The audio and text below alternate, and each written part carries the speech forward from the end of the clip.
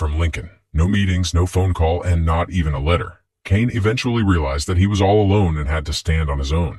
During his imprisonment, he was frequently attacked by other inmates, and he was never even aware of their motives. Yet he had no choice but to defend himself, so he started a challenging physical and mental program to prepare himself for the upcoming attacks. On a regular day in the prison yard, he gets into a fight with two other prisoners. Thanks to his extremely hard training program, Cain can easily knock the duo down with a few punches after severely beating them.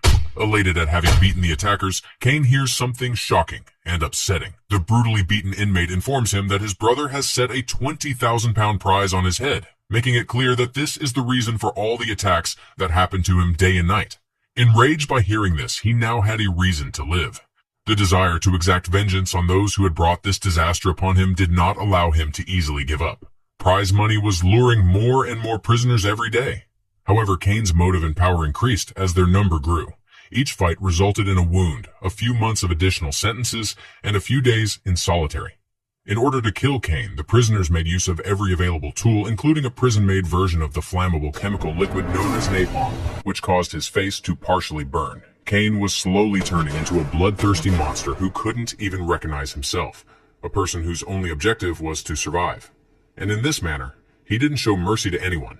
Even the prison guards were vulnerable to him, and several of them got seriously hurt.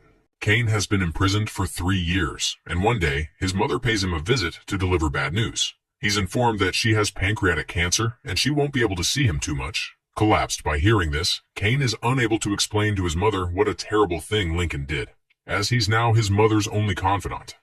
A long time had passed, and Mrs. Burgess's condition had deteriorated.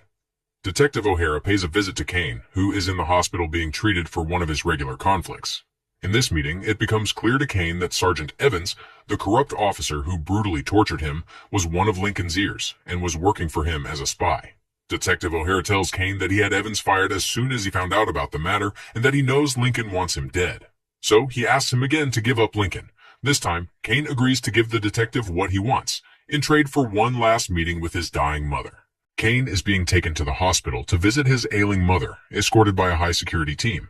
When he gets to his mother's bed, he realizes that she has just passed away, and if he had arrived a little earlier, he might have had a chance to say goodbye to her. After spending the last moments with his mother in the elevator, he surprises the guards and unexpectedly begins beating them.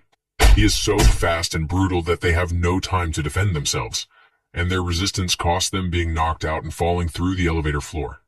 He then rushes to the hospital back door and makes a successful getaway.